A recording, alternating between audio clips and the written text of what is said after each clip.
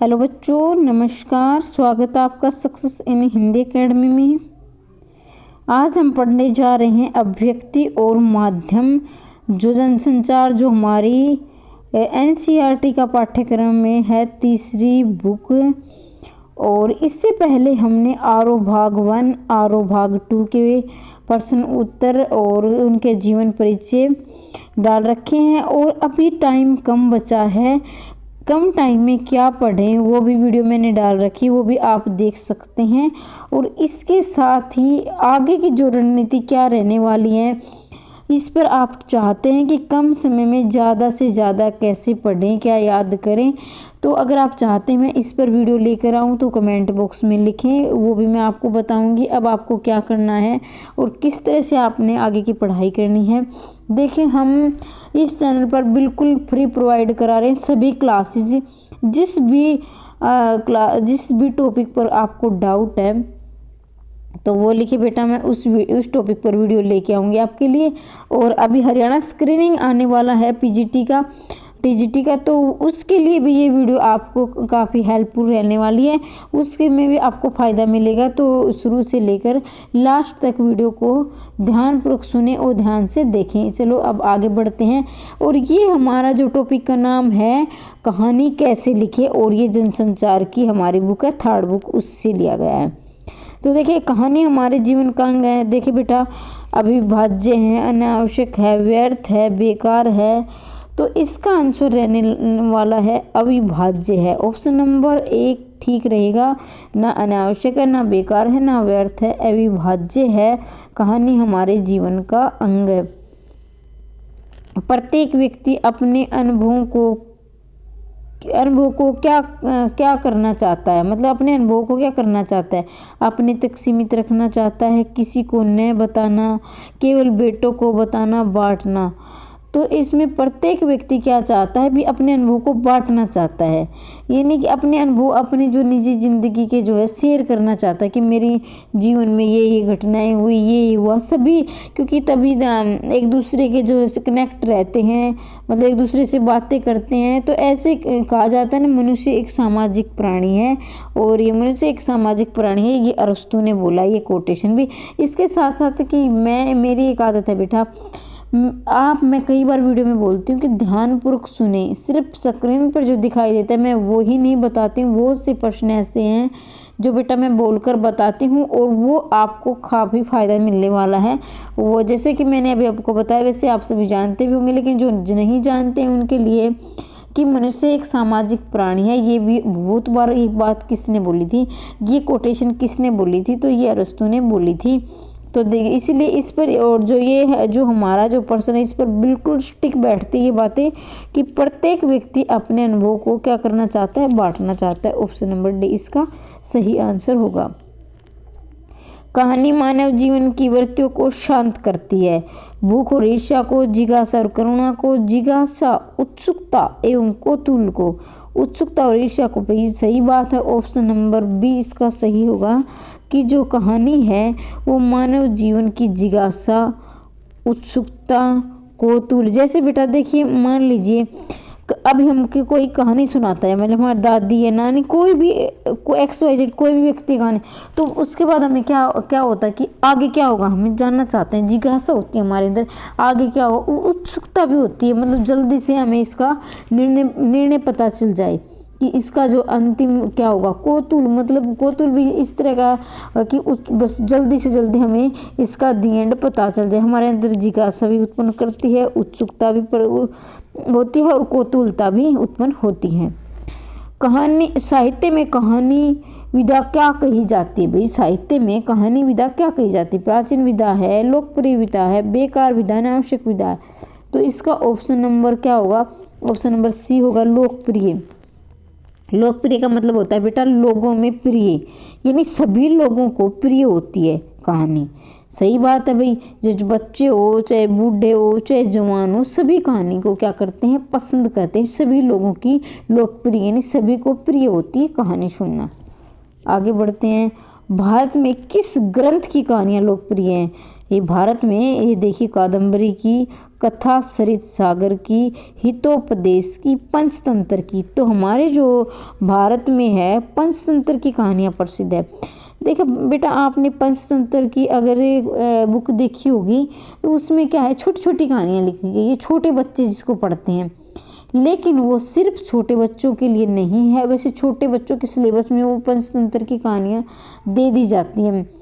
किस लिए दे दी जाती है, क्योंकि छोटी छोटी कहानियाँ हैं, लंबी चौड़ी नहीं है, छोटी छोटी कहानियाँ हैं, छोटे बच्चे भी उनके के जो पाठ्यक्रम में लगा दी जाती हैं। लेकिन क्या है कि पंचतंत्र की जो कहानियाँ हैं, कहानियाँ छोटी जरूर है लेकिन वो उपदेश, सिद्धांत और संस्कार से भरी हुई कहानियाँ होती है। प्रत्येक कहानी जीवन की कुछ नई सीख देती है, इसलिए हमारे जो पंचतंत्र ग्रंथ है उसकी कहानियाँ बहुत ही प्रसिद्ध है और ये छोटे बच्चों के पाठ्यक्रम में लगाई जाती है।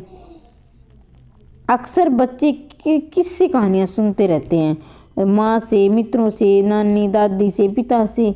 तो भाई देख ये तो आप सभी जानते हैं, छोटे बच्चों वाला सवाल आ गया, ये तो बताने की ज़रूरत ही नहीं है। नानी और दादी से, ये तो बच्चों वाला सवाल है, नानी दादी से इसका क्या एक्सप्लेन करूँ।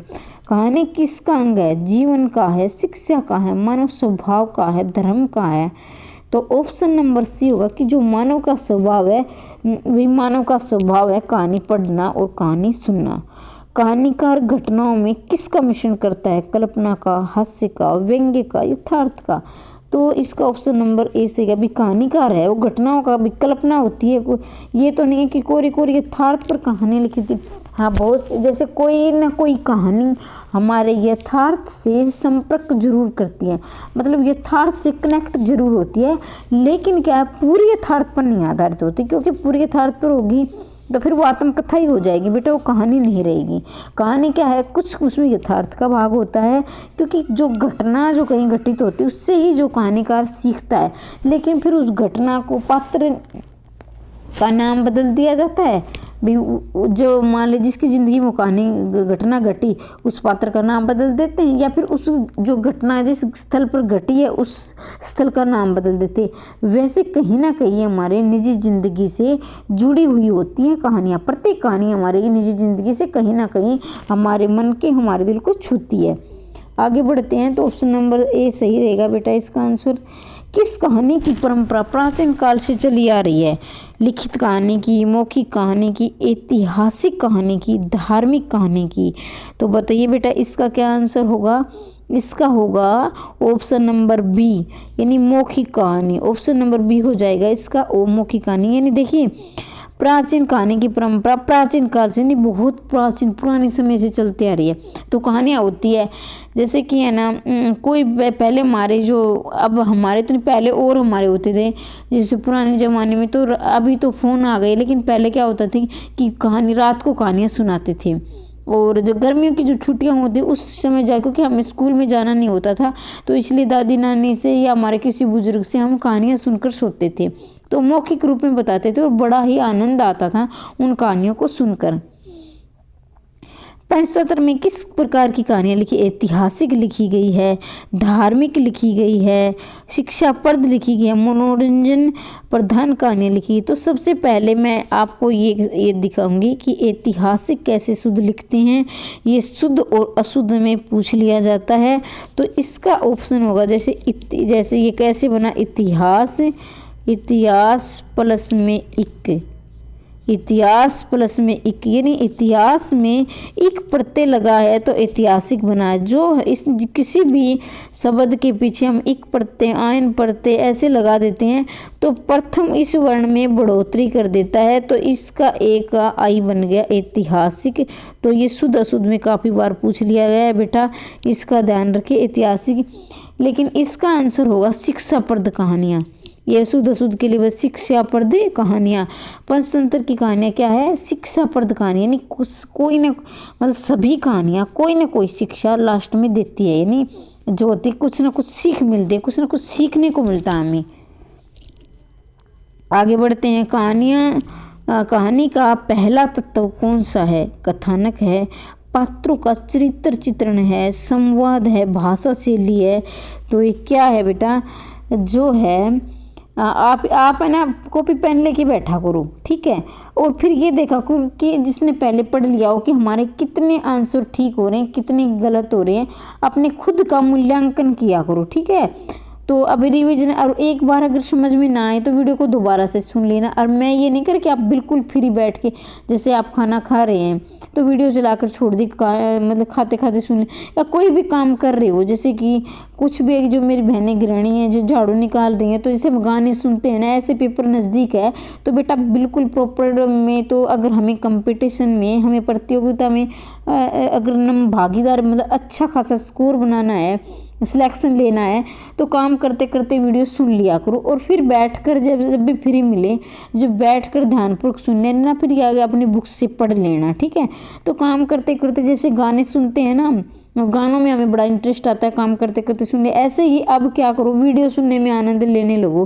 क्योंकि उससे क्या होगा, कुछ ना कुछ पर्सन तो आपके दिमाग में होगा कि हाँ हमने वहाँ सुना था और ये उसका आंसर होगा। इसके साथ ही बेटा मैं अभी टेलीग्राम ग्रुप भी हम बनाने वाले हैं। आप हमारे टेलीग्राम ग्रुप से भी जुड़ सकते हो, क्योंकि उससे क्या होगा कि हम आपस में जो भी डाटा होता है, जो हमारी पढ़ाई से संबंधित होता है या कोई नोट्स है, तो हम शेयर करते रहेंगे। तो हमारे टेलीग्राम ग्रुप में से भी आप जुड़ सकते हो, ठीक है। आगे बढ़ते हैं। पहला तत्व तो कौन सा होगा, कथानक, संवाद, पात्रों का चरित्र चित्रण, भाषा शैली। तो ऑप्शन नंबर ए सही होगा। पहला जो इसका है भाग, पहला तो क्या है, कथानक। कथानक का मतलब होता है कहानी की जो घटना होती है ना, वो घटना, मतलब घटना। पात्रों का चरित्र चित्रण होता है कि जो हमारे जो ये है, जिसको हम बोलते हैं फिल्मों में एक्टर, एक्टर नहीं, ऐसी कहानी में पात्र होते हैं, वही इसके एक्टर होते हैं बेटा, अभिनेता अभिनेत्री। तो उनके जो चरित्र कैसा है, साहसी है, मतलब दयावान है, इस तरह की जो है चरित्र चित्रण का पात्रों के दिए जाते हैं। तो पहला तत्व होगा कथानक, और बाकी हम पढ़ेंगे पता चल जाएगा। कथानक के कितने भाग हैं, 1 है, 2 है, 3 है, 4 है, कितने हैं, तो कथानक के बेटा 3 भाग है, ठीक है। पहला क्या है, कथानक है, ठीक है। और कुल कितने हैं, 3 है।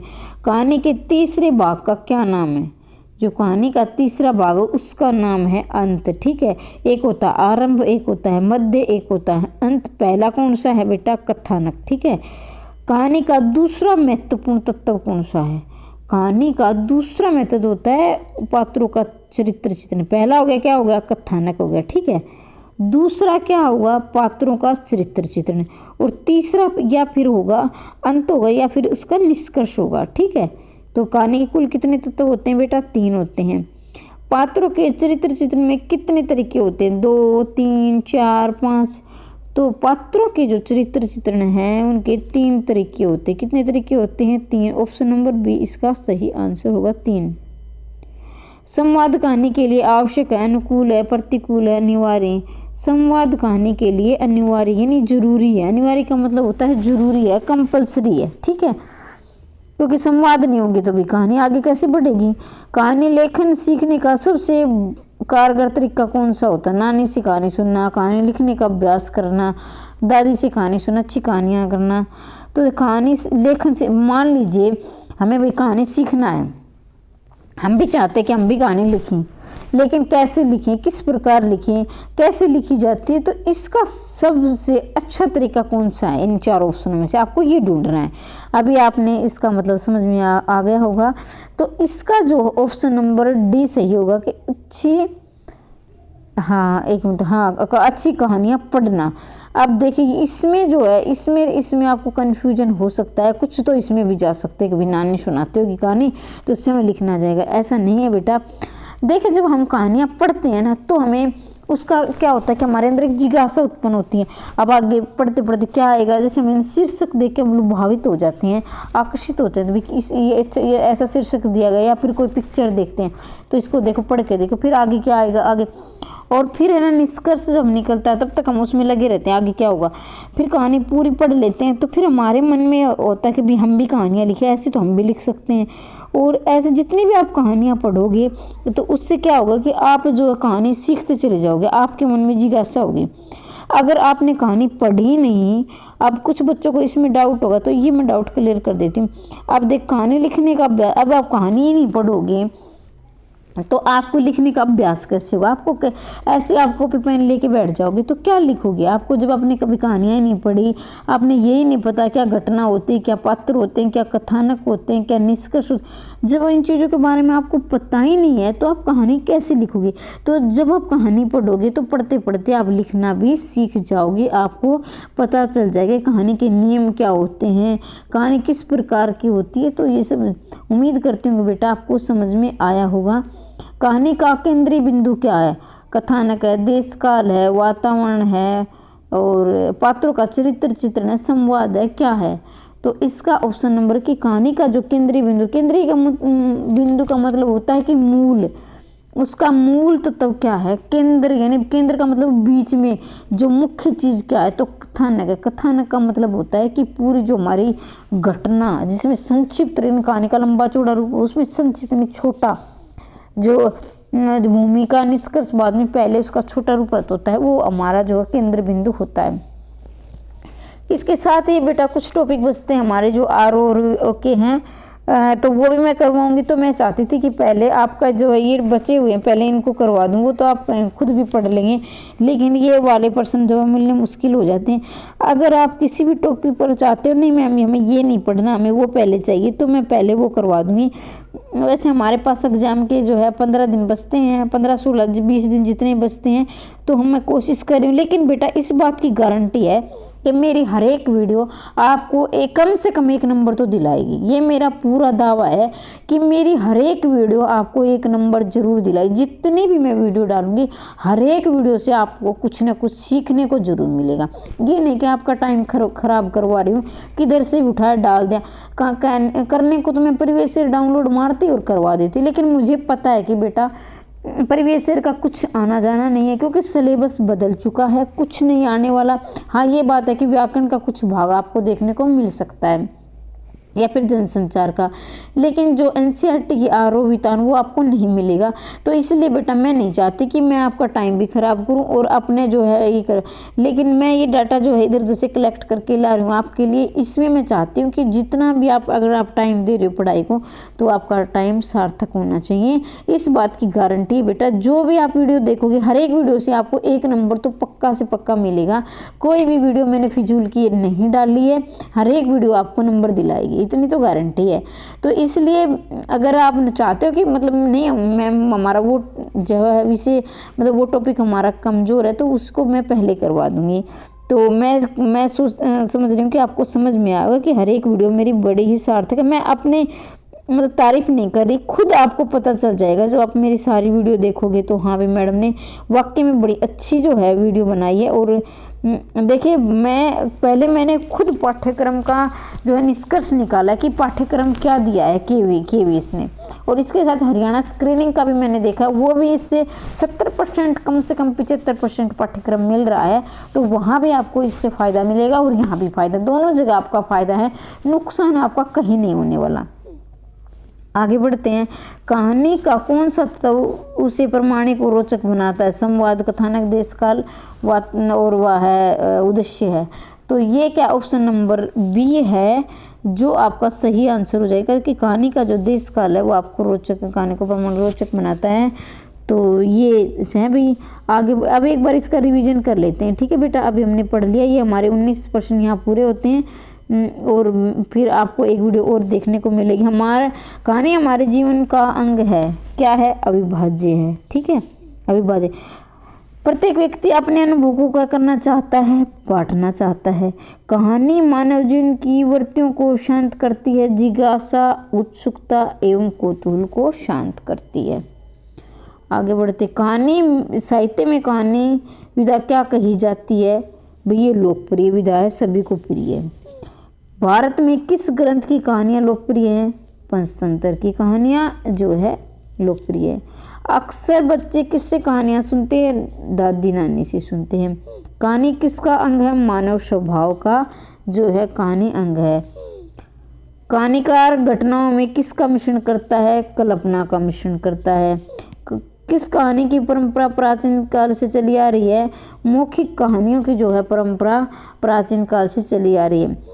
पंचतंत्र में किस प्रकार की कहानियाँ लिखी गई है? पंचतंत्र में शिक्षाप्रद कहानियाँ लिखी गई है। कहानी का पहला तत्व क्या है? कथानक है भाई। कथानक के कितने भाग है कथानक के? तो कथानक के है 3 भाग हैं। कथानक के कितने भाग हैं? 3 भाग। कहानी के तीसरे भाग का क्या नाम है? कहानी के तीसरे भाग का नाम है अंत। ठीक है।